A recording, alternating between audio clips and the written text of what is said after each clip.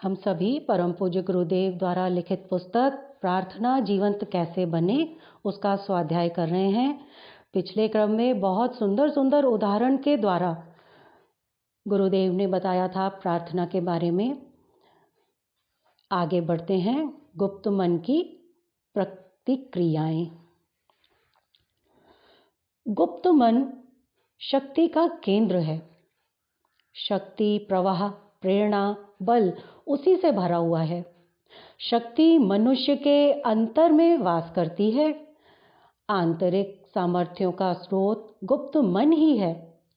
वही शांति, सुख और आनंद का कंट्रोलर है। वही कंट्रोल करता है शांति, सुख और आनंद को। वही हमारा रक्षक या फिर भक्षक भी है। जिस प्रकार प्रत्येक चेतन वस्तु का अचेतन जगत में सर्वप्रथम सूत्रपात होता है, उसी प्रकार प्रत्येक चेतन भावना उस अचेतन जगत में पदार्पण कर हमारे व्यक्तित्व की एक स्थायी वृत्ति बनकर उसे प्रवाहित करती है। इस प्रकार वह मनुष्य के मानसिक एवं शारीरिक संगठन कार्य में समुचित भाग लेती है। यदि वह स्वास्थ्य, शक्ति, बल, सामर्थ्य, बुद्धि या अन्य किसी उत्कृष्ट भाव संबंधी भावना हुई हो तो हमें अंदर से एक प्रकार का साहस मिलता है। यदि वह स्वास्थ्य, शक्ति, बल, सामर्थ्य, बुद्धि या अन्य किसी उत्कृष्ट भाव संबंधी भावना हुई हो तो हमें अंदर से एक प्रकार का उत्कर्ष तथा साहस मिलता है।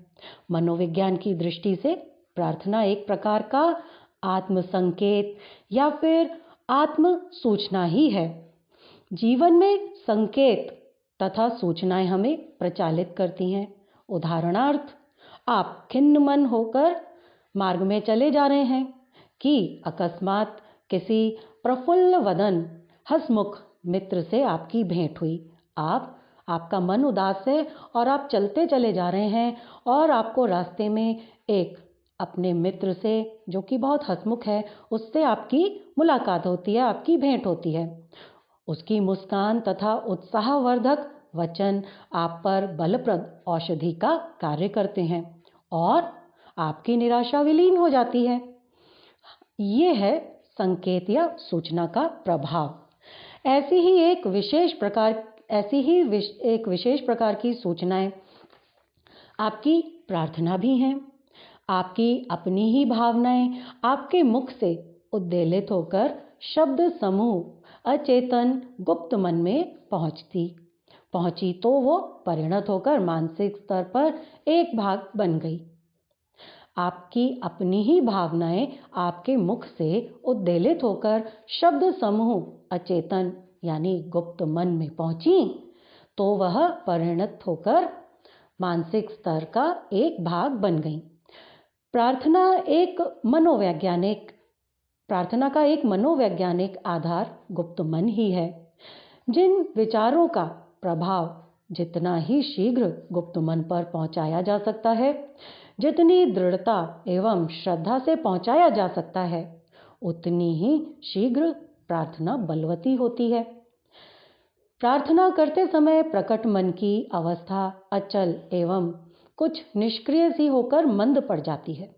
अतः उस समय एकाग्रता होने से सूचनाओं का प्रवाह सीधा गुप्त मन में प्रवेश कर जाता है। हमारे अंतर की अचेतन वृत्तियां उन सूचनाओं को ग्रहण कर लेती है। विरोधी भावनाएं नहीं उठती। स्वावस्था, निद्रावस्था, मधुर राग, सरिस कविता के श्रवण, इन सभी मानसिक दशाओं में अंतर नववृत्ति ग्रहण कर लेता है। प्रार्थना की अवस्था में शरीर ढीला पड़ जाता है और जितनी भी हमारी तन्मयता एवं विश्वास होता है, उतनी ही अधिक हमें अंदर की प्रवृत्तियों तक पहुंचने तथा अपनी इष्ट भावना के बीजारोपण में सुगमता होती है। गुरुदेव आगे बता रहे हैं, उचित ढंग से प्रार्थना कीजिए। कैसे कीजिए, देखिए, जानते हैं। प्रार्थना की तन्मयता में इतनी एकाग्रता होनी अनिवार्य है कि संशय की विरोधी भावनाएं तनिक भी न उठें।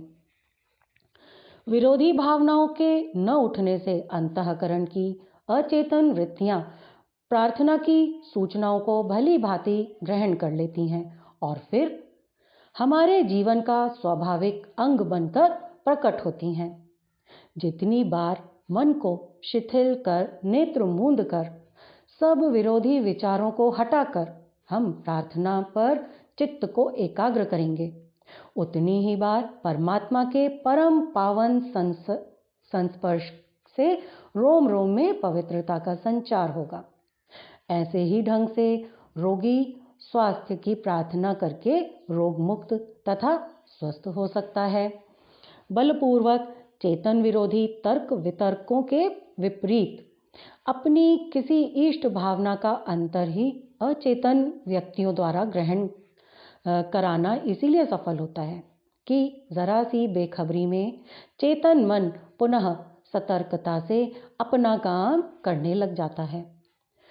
प्रार्थना करना तो सभी जानते हैं, किंतु उचित और शास्त्रीय ढंग से बहुत ही कम लोग जानते हैं।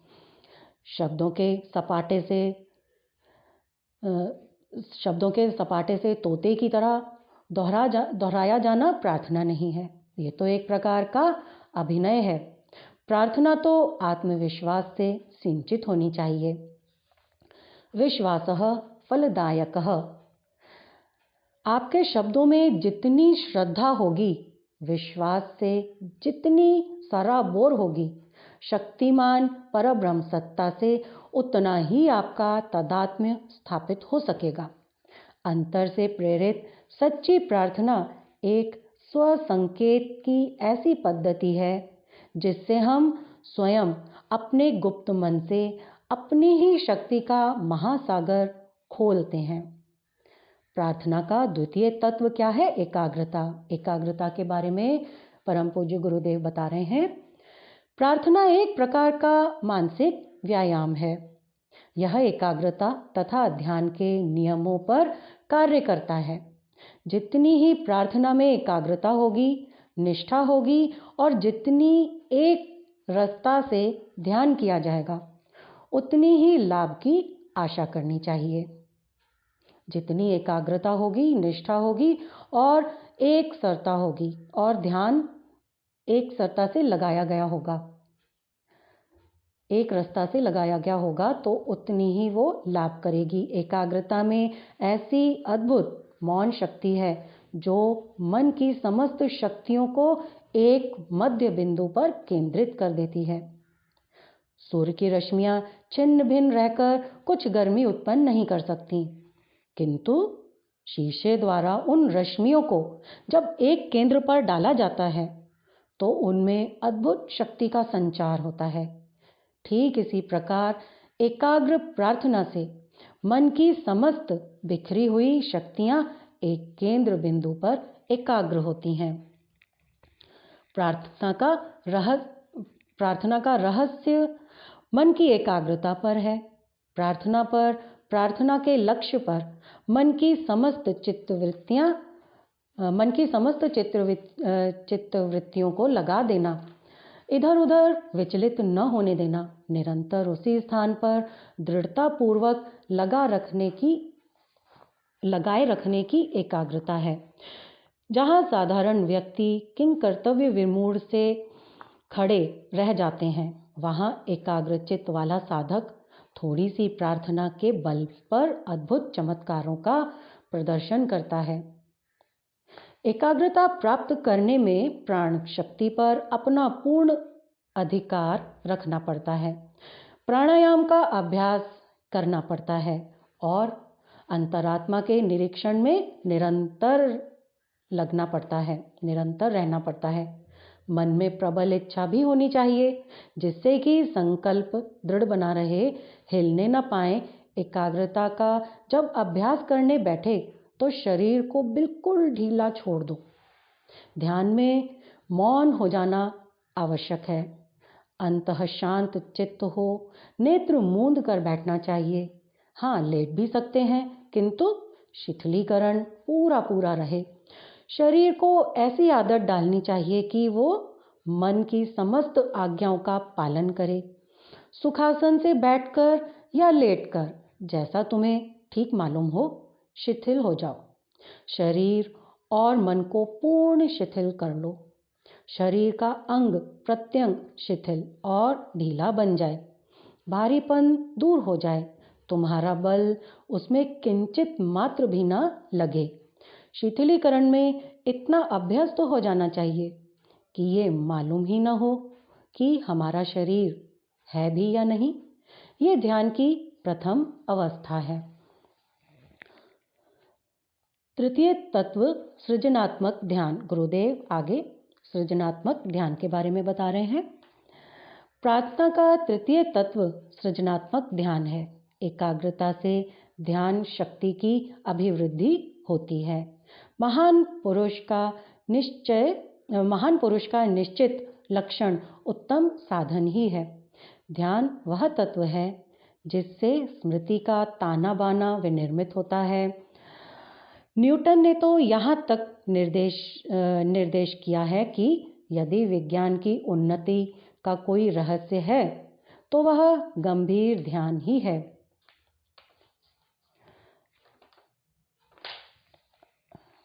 डॉक्टर लेटसन लिखते हैं, ध्यान की एकाग्रता शक्ति की प्रधान कुंजी है। ध्यान के अभाव में प्रार्थना द्वारा किसी भी महान कार्य का संपादन नहीं किया जा सकता। अत्यंत पूर्ण इंद्रिय बोध, उत्तम धारणा शक्ति, सृजनात्मक कल्पना बिना गंभीर ध्यान के कुछ भी संपादन नहीं कर सकते। प्रार्थना को फलवती करने के लिए सृजनात्मक ध्यान अत्यावश्यक है। गंभीर एवं आशाप्रद ध्यान से ईश्वर का साक्षात्कार एवं तादात्म्य होता है। जैसा ध्यान, जैसा मानस चित्र, जैसी मानस पूजा, वैसी ही प्राप्ति। ध्यान से मन को आध्यात्मिक उन्नति पर केंद्रीभूत कीजिए। दृढ़ता पूर्वक समस्त शक्तियों को उसी परमात्म तत्व पर लगा दीजिए। अहम ब्रह्मास्मि, मैं ब्रह्म हूँ, इस तत्व का ध्यान करो। मैं परमेश्वर से निर्मलता पा रहा हूँ। मैं पवित्र बन रहा हूँ। परमपिता मुझे शक्तिशाली बना रहे हैं। वे अनंत महाप्रभु मेरे अंतःस्थल में विराजे हुए हैं। हृदय में परमेश्वर की मूर्ति सजग कर ध्यान धारणा करनी चाहिए। स्मरण रखिए, संसार के समस्त धर्मों, शास्त्रों, मतों ने एक मत से, एक ध्वनि से हृदय में परमेश्वर का निवास स्थान बताया है तथा हृदय ही में स्थित परमेश्वर को भगवान की उपासना और प्राप्ति का स्थान माना है। ऐसे ध्यान से हृदय गुफा में दिव्य प्रकाश से जाज्वल्यमान हो सकती है। साधक के मुखमंडल पर एक आभा झलक उठती है। दिव्य तेज उसे संस्पर्श करता है और वह दिव्यानुभव से उद्वेलित हो उठता है। जब सच्चे प्रेम का पवित्र स्रोत हृदय में प्रवाहित हो उठता है तो कभी कभी साधक में रोमांच, अश्रुपात, तन्मयता, आनंद आदि सात्विक भावों का उदय होने लगता है। ऐसा ही साधक प्रार्थी भक्त पृथ्वी को पावन करने वाला होता है। सृजनात्मक ध्यान से असद्भावनाओं से मुक्ति, भगवत प्रेम की प्रतिष्ठा एवं सत्यम शिवम सुंदरम का प्रकाश होता है। ध्यान अंतःकरण की मानसिक क्रिया है। इसमें केवल मनः शांति की आवश्यकता है। यहाँ बाह्य मिथ्या आडंबरों की आवश्यकता नहीं। ध्यान तो अंतर की वस्तु है, करने की चीज है। इसमें दिखावट कैसा? चुपचाप ध्यान में संलग्न हो जाइए। दिन रात परम प्रभु का आलिंगन करते रहो। भगवान की दिव्य मूर्ति को अंतःकरण के कमरे में बंद कर लो। तथा बाह्य जगत को विस्मृत कर दो। वस्तुतः ऐसे दिव्य साक्षात्कार के समक्ष बाह्य जगत की स्मृति आती ही किसे है। ऐसा ध्यान अमर शांति प्रसार करने वाला है। एकांत स्थान में अकेले ध्यान करते समय मन को अपने ध्येय में तल्लीनता पूर्वक लगाना चाहिए।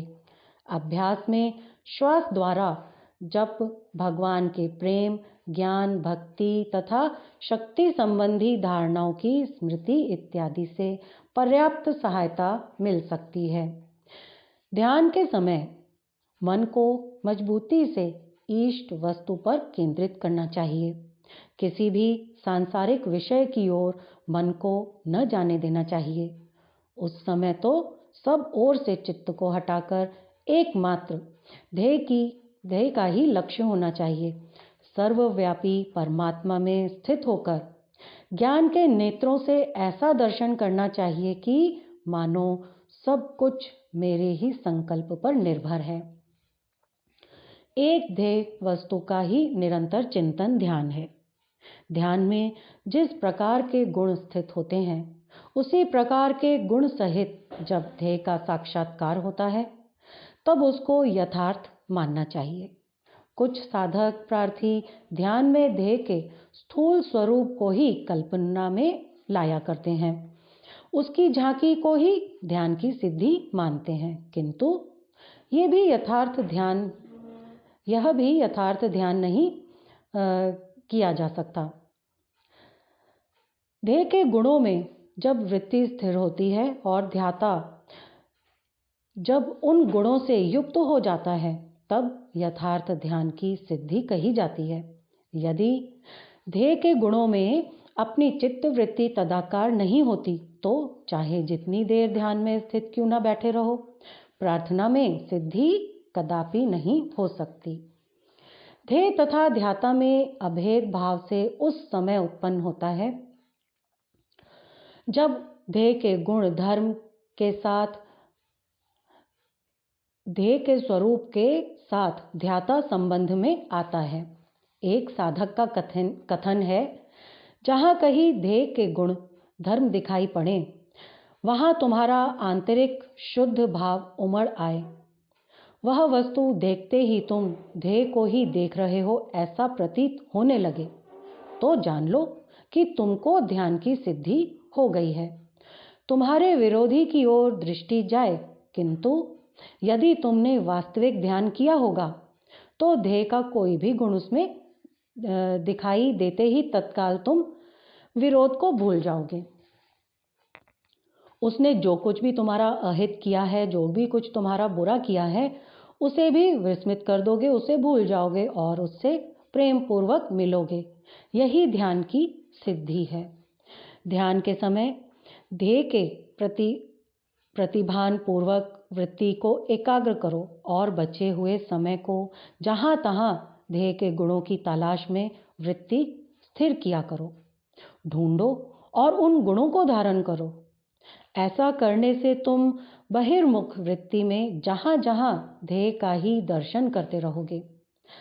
यही ध्यान का स्वरूप है। ध्यान करते समय नेत्र मूंदना आवश्यक है। नेत्र मूंदने से ये प्रपंचमय विश्व अदृश्य हो जाता है। विश्व को दूर हटा देना और ध्येय पे सब मन शक्तियों को केंद्रित कर देना ही ध्यान का प्रधान उद्देश्य है। परंतु केवल बाहर का दृश्य अदृश्य होने से पूर्ण ध्यान नहीं होता। जब तक कि हमारा मन भीतर नवीन दृश्य निर्माण न करता रहे। अतः भीतर के नेत्र बंद कर लीजिए। इस प्रकार जब स्थूल और सूक्ष्म दोनों जगत अदृश्य हो जाते हैं, तभी तत्काल और तत्क्षण एकाग्रता हो जाती है। ध्यान करने की विधि का उल्लेख सांख्य तथा योग दोनों ने ही बताया है, पर मन को निर्विषय बनाना, ब्लैंक बनाना ये महाकठिन है। परंतु योग का ध्यान सबकी पहुंच के भीतर है। किसी वस्तु या मनुष्य का मानस चित्र निर्माण कर उसके प्रति एकाग्रता करना, उसके साथ पूर्ण तदाकार हो जाना, इसी का नाम योग शास्त्र का ध्यान है। ऐसे ही ध्यान के अभ्यास से प्रार्थना में शक्ति का संचार होता है। चतुर्थ तत्व आत्म निवेदन।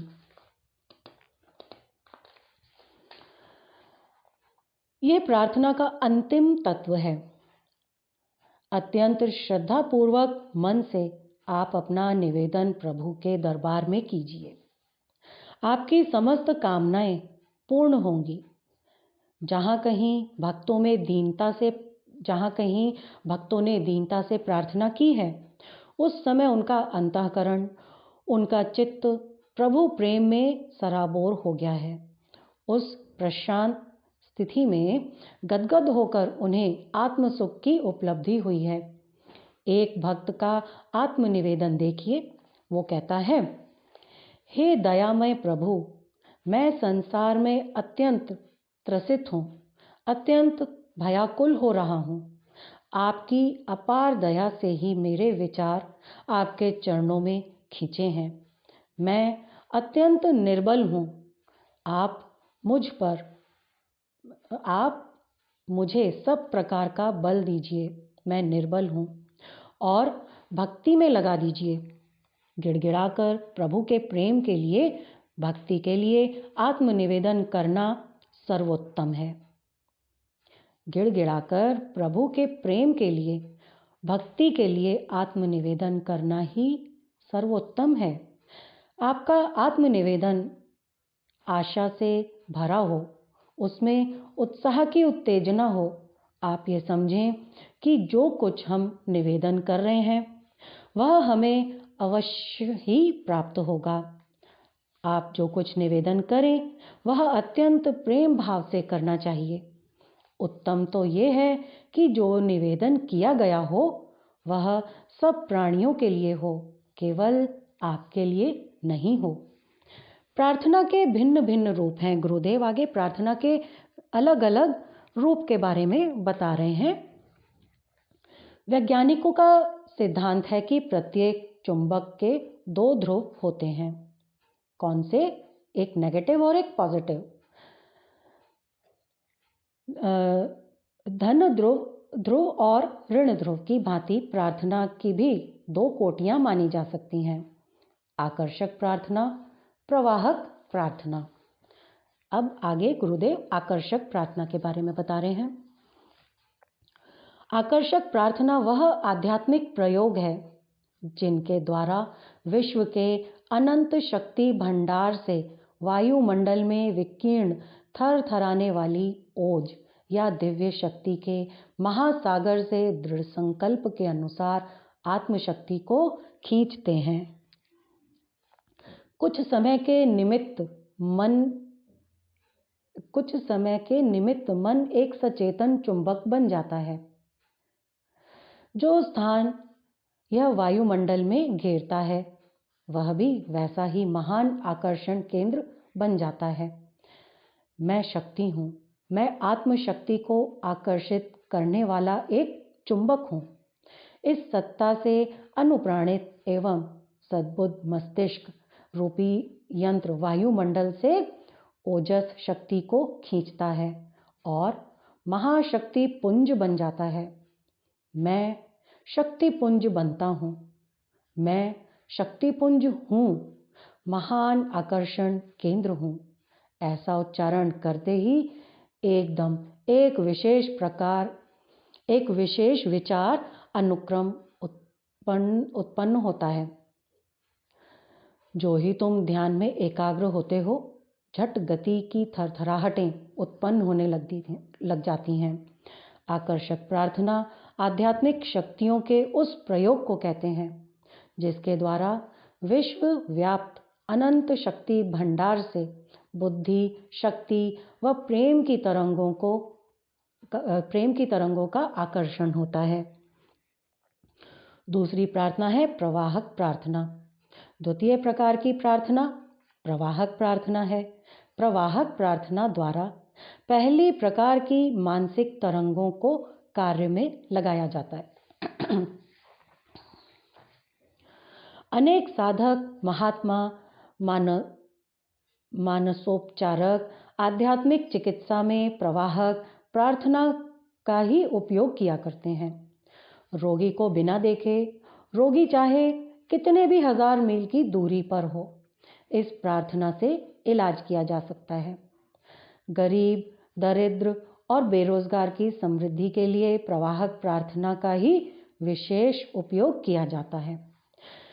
शारीरिक, मानसिक, आध्यात्मिक कठिनाइयों को इसी प्रार्थना के असीम बल से दूर किया जा सकता है। इस प्रार्थना में व्यक्त सद्भावनाएं लहरों के रूप में ईथर पदार्थ के अप्रत्यक्ष माध्यम द्वारा बिना रोक टोक के हजारों रुकावटों को पार करती हुई यथास्थान पर पहुंचती है। एक चित्र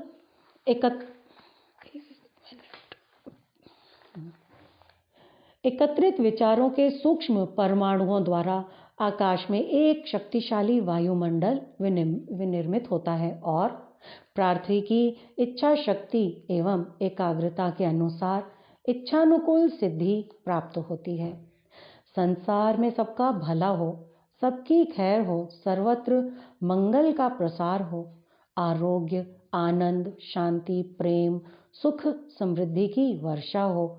हे करुणा निधान, सबकी मंगल कामना पूर्ण हो। ऐसी मंगलकारी प्रार्थना से आसपास के वायुमंडल में सुख, शांति, आरोग्य, भ्रातृभाव तथा प्रेम के विशुद्ध परमाणु विकीर्ण होते हैं। दरिद्रता, व्याधि, रोग, शोक, लड़ाई झगड़े का दूषित वातावरण नष्ट होकर प्रेम और भ्रातृभाव से का साम्राज्य फैलाता है।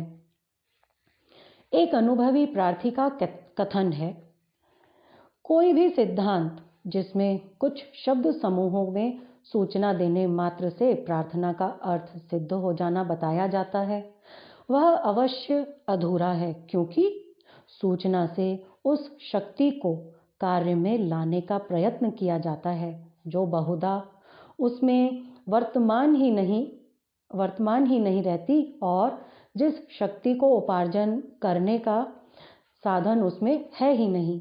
यह प्रार्थना का एकांगित रूप है। ऊपर जिन प्रवाहक और आकर्षक प्रार्थनाओं का उल्लेख किया गया है वह अन्योन्याश्रित हैं। सर्वप्रथम हमें वायुमंडल से दीप्ति बल खींचना पड़ता है। आध्यात्म बल की निरंतर वृद्धि से मन अमिट शक्ति आकृष्ट करता है। मन की एकाग्रता द्वारा आत्मशक्ति को खींचकर हम जब अपने दीप्ति बल का संचय करेंगे तभी हम भौतिक जगत पर नियमन कर सकते हैं। इस प्रकार यह स्पष्ट हो जाता है कि प्रवाहक प्रार्थना आकर्षक प्रार्थना के बिना व्यर्थ है, एकांगी है। सर्वप्रथम दीप्ति बल का संग्रह कीजिए। आकर्षक प्रार्थना का प्रयोग इस दिशा में बड़ा गुणकारी सिद्ध होगा। आकर्षक प्रार्थना बलवती इच्छा शक्ति, उच्च कोटि के ध्यान, आत्मसंयम एवं एकाग्रता पर कार्य करती है। अपनी अटल इच्छा शक्ति द्वारा प्रार्थी वायुमंडल से दीप्ति बल का संग्रह कर लेते हैं। दीप्ति बल से युक्त प्रार्थी ऐसे चुंबक बन जाते हैं कि निम्न कोटि के विचार वाले तथा अस्थिर चित्त वृत्तियों वाले अनेक व्यक्ति उनकी ओर आकर्षित होकर चले आते हैं। सारा संसार उनके लिए निम्न कोटि का है।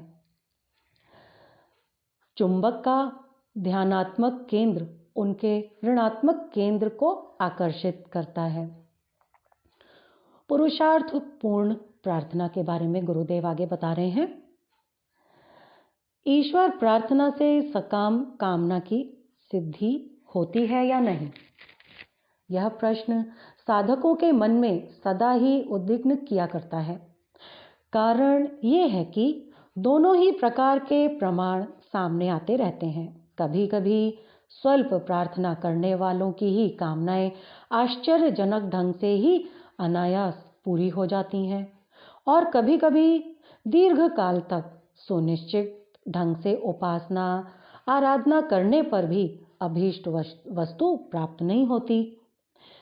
इन असमानताओं को देखकर कोई ईश्वर को, कोई साधना विधि को, कोई साधक को, कोई भाग्य को, कोई किसी को दोष देते हैं।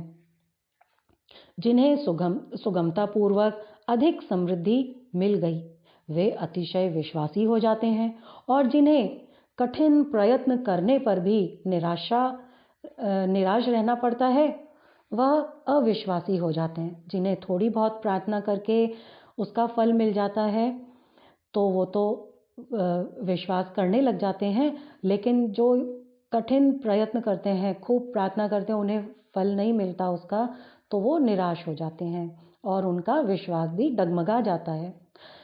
अस्थिरता को व्यवस्थित करने के लिए प्रार्थना का ईश्वर पर क्या प्रभाव पड़ता है और उस प्रभाव के द्वारा किस प्रकार सफलता मिलती है, इस तथ्य को विधिवत जानने का हमें प्रयत्न करना होगा। क्या प्रयत्न करना होगा, आगे जानते हैं। तभी इन विकल्पों का कारण ठीक प्रकार से हमें समझ में आएगा।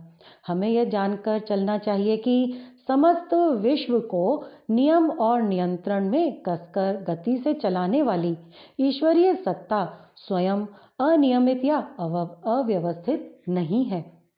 सृष्टि के संपूर्ण कार्य नियमबद्ध रूप से चलाने वाला परमात्मा स्वयं भी नियम रूप है। उसके समस्त कार्य नियमित प्रणाली के अनुसार होते हैं। उसकी प्रसन्नता और अप्रसन्नता इस बात के ऊपर निर्भर करती है कि कोई व्यक्ति उसकी स्तुति करता है या निंदा। अग्नि का यदि सदुपयोग किया जाए तथा नियम के अनुसार काम किया जाए तो बड़ी बड़ी मशीनें चल सकती हैं, स्वादिष्ट भोजन पक सकते हैं, शीत का निवारण हो सकता है और भी अनेक काम हो सकते हैं। पर यदि उसको अनियमित ढंग से काम में लाया जाए तो हाथ झुलस सकता है, घर जल सकता है, भयंकर अग्निकांड उपस्थित हो सकता है। अग्नि की कृपा अकृपा, निंदा स्तुति के ऊपर निर्भर नहीं, वरन उसके सदुपयोग और दुरुपयोग पर निर्भर करती है। इसी प्रकार निष्पक्ष, न्यायकारी, समदर्शी, नियंता नियम के रूप परमात्मा इस पर ध्यान नहीं देता कि कौन व्यक्ति उसके गुण गाता है और कौन अवगुण बखानता है। उसे तो वही प्रिय है जो उसके नियम पर चलता है। उद्योगी पुरुष सिद्धों को लक्ष्मी मिलती है। यह ईश्वरीय सीधा साधा नियम है। यह ईश्वर का सीधा साधा नियम है। परमात्मा को प्रसन्न करने की सर्वप्रथम प्रक्रिया, पूजा विधि यही है कि प्रत्येक कार्य, वस्तु और स्वयं को ईश्वर के निमित्त होना स्वीकार किया जाए और उद्योग, प्रयत्न, विवेक एवं नियत व्यवस्था के अनुसार कार्य करना परमात्मा को सबसे अधिक पसंद है। इस पद्धति से जो प्रभु को प्रसन्न करते हैं उनकी सकाम प्रार्थना बहुत शीघ्र स्वीकार कर ली जाती है और फलवती होती है। जप, पूजन, अर्चन, पाठ, हवन, अनुष्ठान यह एक प्रकार से आध्यात्मिक व्यायाम है। इनसे मनोबल सुदृढ़ होता है। जप, पूजन, अर्चन, पाठ, हवन, अनुष्ठान ये सब एक प्रकार के आध्यात्मिक व्यायाम हैं। इनसे क्या होता है? इनसे मनोबल सुदृढ़ होता है। जैसे शारीरिक व्यायाम से देह के अंग प्रत्यंग पुष्ट होकर निरोगता, सौंदर्य, परिश्रम की क्षमता, उपार्जन, उत्पादन आदि की समृद्धियां मिलती हैं, उसी प्रकार मनोबल की बढ़ोतरी से चित्त की सुव्यवस्था, मन की एकाग्रता, बुद्धि की तीक्ष्णता, विवेक की जागृति में असाधारण उन्नति होती है। इन उन्नतियों के द्वारा कठिन, पेचीदा और दुरूह कार्यों को सरलतापूर्वक संपन्न कर लिया जाता है। पूजा अनुष्ठान की कर्मकांडी प्रक्रियाओं का मनोवैज्ञानिक पद्धति के अनुसार अंतर मन के ऊपर बड़ा अच्छा प्रभाव पड़ता है। सफलता में अपेक्षाकृत अधिक विश्वास हो जाता है। दैवी कृपा का सहारा मिलने की आशा से पीठ बहुत भारी हो जाती है। साहस, आशा, उत्साह एवं सफलता के विचार मनोलोक में घनीभूत होकर घुमड़ने लगते हैं। ऐसी मनोभूमि सफलता के लिए बहुत ही उर्वर क्षेत्र है। ऐसी मनोदशा वाले व्यक्ति अपनी उत्तम स्थिति के कारण मोर्चे पर मोर्चा फतह करते चले जाते हैं।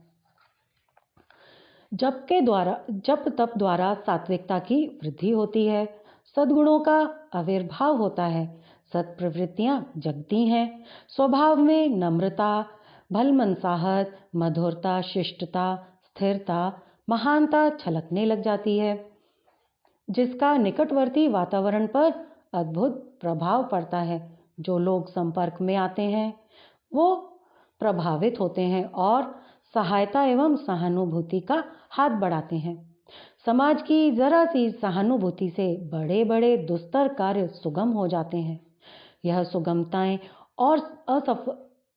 सुगमताएं और असफलताएं कभी कभी ऐसे अनूठे ढंग से सामने आ जाती हैं कि उन्हें ईश्वरीय कृपा का फल ही कहा जा सकता है। सकाम आराधना से अपनी इच्छित वस्तु के प्रति उत्कृष्ट अभिलाषा और उसकी प्राप्ति की अधिक निश्चयपूर्ण आशा जागृत होती है।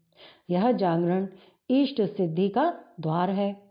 जहाँ तीव्र चाह होती है वहाँ राह निकल आती है। रामायण में भी कहा गया है, रामायण का मत है, जेहि कर जेहि पर सत्य सनेहु, सोते ही मिलहि न कछु संदेहु। गीत भी है, गीता में भी कहा गया है, निर्बल इच्छा से नहीं वरन उत्कृष्ट अभिलाषा से अभीष्ट सिद्धि प्राप्त होती है। यह स्थिति सकाम आराधना से प्राप्त होती है और तीव्र इच्छा के आकर्षण से अनुकूल परिस्थितियां एकत्रित होकर सफलता को निकट खींच लाती हैं। इस प्रकार पूजा आराधना द्वारा इष्ट सिद्धि को प्राप्त होने में सहायता मिलती है। प्रार्थना ऐसी होनी चाहिए जिससे उत्कृष्ट अभिलाषा, दृढ़ता, सफलता की आशा, प्रयत्नशीलता, अभीष्ट योग्यता, विवेकशीलता एवं सात्विकता की जागृति हो। ऐसी प्रार्थना बड़ी बलशालिनी होती है। उससे प्रत्यक्ष एवं अप्रत्यक्ष रूप से ऐसे अवसर उपस्थित होते हैं जिनमें कठिन दिखाई देने वाले कार्य बड़ी सुगमता से पूरे होते चले जाते हैं। उसे प्रार्थना का चमत्कार भी कह सकते हैं। किंतु जो प्रार्थना प्रयत्न रहित हो, मन के मोदक बनाने और बिना परिश्रम के माल की तरह एक झटके में सब कुछ मिल जाने की कल्पना हो, तो ऐसे ख्याली पुलाव पूरे नहीं होते। संसार के बाजार में इस हाथ दे और उस हाथ ले, इसकी नीति ही प्रचलित है। अधिकारी और पात्रों को ही उपहार मिलते हैं। पुरुषार्थी, पराक्रमी और जागरूक व्यक्ति जीतते हैं और सुख भोगते हैं। यूरोपियन स्त्री, पुरुष और बालकों की शारीरिक, मानसिक, सामाजिक और आर्थिक उन्नत अवस्था हम नित्य अपनी आंखों से प्रत्यक्ष रूप से देखते हैं। इसके विपरीत प्रयत्न और जागरूकता के अभाव में हमसे अधिकांश व्यक्ति दुखी और दुर्दशामय परिस्थितियों में पड़े सिसकते रहते हैं। प्रयत्न, योग्यता और जागरूकता को बढ़ाने वाली प्रार्थना सफलता के वरदान उपस्थित करती है, परंतु मजूरी से अधिक मांगने के मंसूबे आमतौर से पूरे नहीं होते। परंतु मंजूरी से अधिक मांगने वाले मंसूबे आमतौर से पूरे नहीं होते। परमात्मा भिखमंगों को नहीं, परिश्रमी पुत्रों को प्यार करते हैं। पूर्व संचित शुभ अशुभ कर्मों का उदय अस्त भी वर्तमान जीवन में सुख और दुख को उत्पन्न करता है। संचित प्रारब्ध और क्रियमाण कर्मों के द्वारा कभी कभी कोई आकस्मिक संपत्ति या विपत्ति सामने आ खड़ी होती है। उनकी संगति प्रार्थना के साथ न जोड़नी चाहिए। पानी पीते समय सिर पर ईंट गिरे और सिर फूट जाए तो पानी से ईंट की संगति नहीं जोड़नी चाहिए। यद्यपि पानी पीने और ईंट गिरने का कार्य साथ साथ ही हुआ हो तो भी इनका आपस में कोई संबंध नहीं है, यह आकस्मिक संगति है। इस प्रकार प्रार्थना पूजा अनुष्ठान करते हुए भी कोई आकस्मिक विपत्ति आ जाए तो उस विपत्ति का पूजा अनुष्ठान से आपस में संबंध नहीं जोड़ना चाहिए। कितना अच्छा एग्जाम्पल है, फिर से पढ़ती हूँ। पानी पीते समय सिर पर ईंट गिरे और सिर फूट जाए तो पानी से ईंट की संगति नहीं जोड़नी चाहिए। यद्यपि पानी पीने और ईंट गिरने का कार्य साथ साथ हुआ हो तो भी इनका आपस में कोई संबंध नहीं है, यह आकस्मिक संगति है। इसी प्रकार प्रार्थना पूजा अनुष्ठान करते समय कोई आकस्मिक विपत्ति आ जाए तो उस विपत्ति को पूजा अनुष्ठान से संबंध नहीं जोड़ना चाहिए। स्मरण रखिए, ईश्वर प्रार्थना एक आध्यात्मिक व्यायाम है। इस चीज को बार बार गुरुदेव बता रहे हैं कि प्रार्थना एक आध्यात्मिक व्यायाम है। आत्मिक स्वास्थ्य को ठीक रखने के लिए हर व्यक्ति को नियम पूर्वक पूजा उपासना करनी चाहिए। उपासना से मनोबल की वृद्धि होती है और मनोबल की वृद्धि द्वारा इच्छित कामनाएं पूरी होने में आश्चर्यजनक सहायता मिलती है। परंतु ये भी ध्यान रखना चाहिए कि प्रयत्न और पुरुषार्थ ही सफलता के निर्माता हैं। भाग्य और प्रारब्ध कोई स्वतंत्र वस्तु नहीं, वह भी पुराना पुरुषार्थ ही है। जो कुछ मिलता है पुरुषार्थ से मिलता है। प्रार्थना भी एक प्रकार का पुरुषार्थ ही है। परमात्मा उसी की मदद करता है जो अपनी सहायता आप करते हैं। भिक्षुकों का यहाँ भी अपमान है और परमात्मा के दरबार में भी। मजदूरों को उनके परिश्रम के अनुसार यहाँ भी मिलता है और परमात्मा भी उन्हें देने के लिए नियमबद्ध है। हमारी प्रार्थनाएं पुरुषार्थ का एक अंग होना चाहिए, भिक्षा का अंग नहीं। प्रयत्नपूर्ण प्रार्थना निष्फल नहीं जाती, उनका लोक और परलोक में संतोषजनक परिणाम अवश्य मिलता है। आज का क्रम हम यहीं पर समाप्त करते हैं। अगले क्रम में हमें गुरुदेव बताएंगे दीप्ति बल कैसे संग्रह करें।